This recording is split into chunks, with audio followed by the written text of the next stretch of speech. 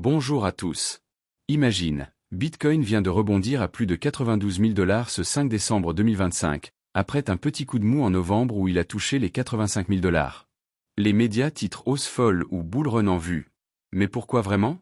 Et surtout, pourquoi ça continue de grimper malgré les turbulences mondiales? C'est important parce que Bitcoin n'est plus juste un truc de geeks, c'est un actif qui pèse sur l'économie globale, avec plus de 4 billions de dollars de capitalisation. Mais si c'est si crucial, pourquoi personne n'explique les vraies raisons sous-jacentes? Accroche-toi.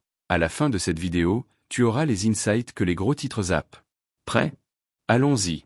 D'abord, un petit rappel pour les nouveaux. Bitcoin, c'est une monnaie numérique décentralisée, créée en 2009 par un anonyme nommé Satoshi Nakamoto. Elle fonctionne sur un réseau de milliers d'ordinateurs qui valident les transactions via un système appelé blockchain sécurisé, transparent, sans banque centrale. Son truc unique? Une offre limitée à 21 millions d'unités, ce qui la rend rare comme l'or numérique. Aujourd'hui, en 2025, le marché crypto pèse plus de 4 billions de dollars, avec Bitcoin dominant à 72% du total. On a vu une explosion cette année, de 95 000 $ en janvier à un pic à 126 000 $ en octobre, grâce aux ETF spot lancés fin 2024. Mais novembre a été chahuté, avec des sorties d'ETF et une volatilité à 90%. Résultat? Une reprise en décembre, boostée par des flux positifs récents de 240 millions de dollars dans les ETF. C'est pas du hasard, c'est lié à l'économie mondiale. Première raison majeure, et souvent sous-estimée, les facteurs économiques globaux. Commençons par l'inflation. En 2025, on est à 2,8% aux US en février, en baisse de 3%, mais toujours au-dessus de l'objectif de 2% de la Fed. Quand l'inflation ronge le pouvoir d'achat des devises fiat comme le dollar, les investisseurs se tournent vers des actifs durs comme l'or ou Bitcoin. Pourquoi? Parce que Bitcoin a une offre fixe, pas de planche à billets ici. Historiquement, quand l'inflation dépasse 3%, Bitcoin a grimpé de 15% en moyenne dans le mois suivant, comme en octobre 2025 où il a bondi de 86% après un rapport à 3,7%. Ensuite, les taux d'intérêt. La Fed a maintenu les siens à 4,25 à 4,50% pendant 5 réunions d'affilée, pour juguler l'inflation sans étouffer la croissance. Des taux hauts rendent les obligations attractives et freinent les risques comme les actions ou les cryptos.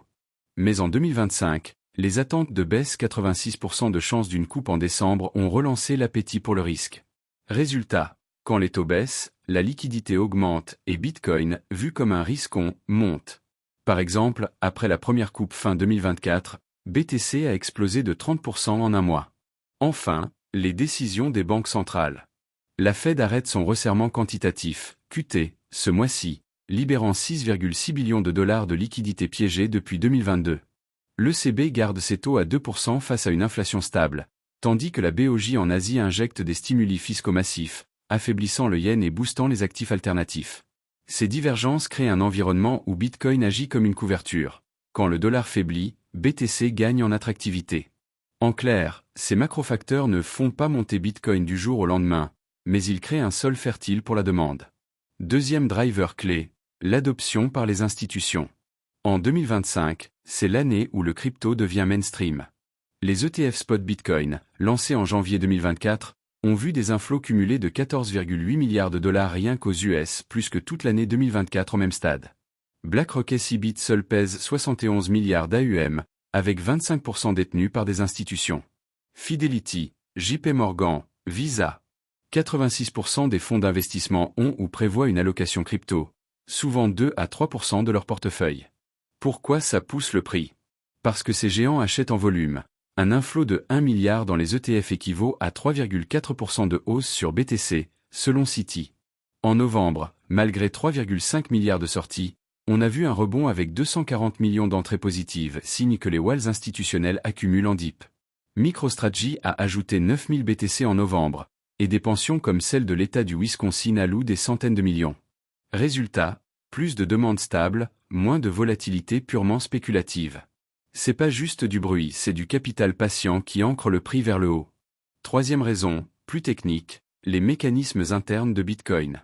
Souvenez-vous du halving d'avril 2024, qui a divisé par 2 la récompense des mineurs, de 6,25 à 3,125 BTC par bloc. Ça réduit l'offre nouvelle de 450 BTC par jour, une rareté qui, historiquement, booste le prix 12 à 18 mois après.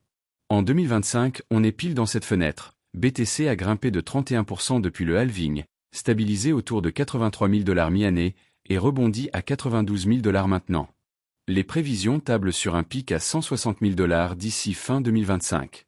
La rareté s'ajoute au hash-rate, la puissance de calcul du réseau, qui a explosé de 60% post-halving à plus de 600 ES, signe d'un réseau ultra sécurisé. Et les mineurs? Ils vendent moins, leurs réserves ont baissé de 10% en 2025, car les coûts d'énergie montent, forçant les moins efficaces à sortir. Moins de ventes égale moins de pression baissière. Ces facteurs internes créent une base solide, amplifiée par la demande extérieure. Quatrième et optionnel, mais crucial en 2025, la géopolitique et les régulations. L'ordre exécutif de Trump en janvier a imposé un cadre fédéral clair en 180 jours, abolissant la SAB 121 qui bloquait les banques. Résultat, plus de 3 billions de dollars potentiels d'institutions US débloquées pour Bitcoin. L'UE avec Mika et l'Inde en tête de l'adoption grassroots, via l'index Chainalysis, montre un momentum global. Géopolitiquement, avec des dettes US à 1,4 billion d'intérêts annuels et des tensions comme en Ukraine, Bitcoin émerge comme edge contre l'instabilité fiat. Pas de spéculation, ces clartés attirent le capital, simplifiant l'accès sans les risques légaux d'avant. Maintenant, l'insight que les médias zappent, ce n'est pas juste l'adoption ou l'inflation, c'est le comportement des investisseurs qui change. Les institutions ne spéculent plus, elles allouent long terme, comme un or numérique dans les portefeuilles. 59% des fonds ont au moins 10% en crypto, mais ils achètent en dip. Wall ont vendu 10 milliards en Q3 2024, mais accumulé 2 millions de BTC en Q1 2025. Personne ne dit que ça crée un plancher. Avec 5% de l'offre en ETF, les sorties massives deviennent rares, et les rebonds plus rapides. Ajoute l'IA Crypto Convergence Chainalysis note une hausse de 169% des holdings on-chain et tu vois, Bitcoin n'est plus volatile pour volatilité, c'est un actif mature, corrélé à 0,7 avec le S&P 500 en 2025. Les médias parlent prix, pas de cette maturité qui absorbe les chocs. En résumé, Bitcoin monte grâce à l'inflation persistante et aux baisses de taux attendues, l'adoption massive des institutions via ETF, 14,8 milliards inflows, le halving qui renforce la rareté, et des régulations qui débloquent des billions. C'est un écosystème interconnecté, pas un feu de paille. Message final. Comprends ces dynamiques pour naviguer sereinement. Bitcoin évolue, et avec lui, nos outils financiers. Si ça t'a plu, like, abonne-toi pour plus d'analyses claires. Dis-moi en com, quel facteur te surprend le plus? À bientôt.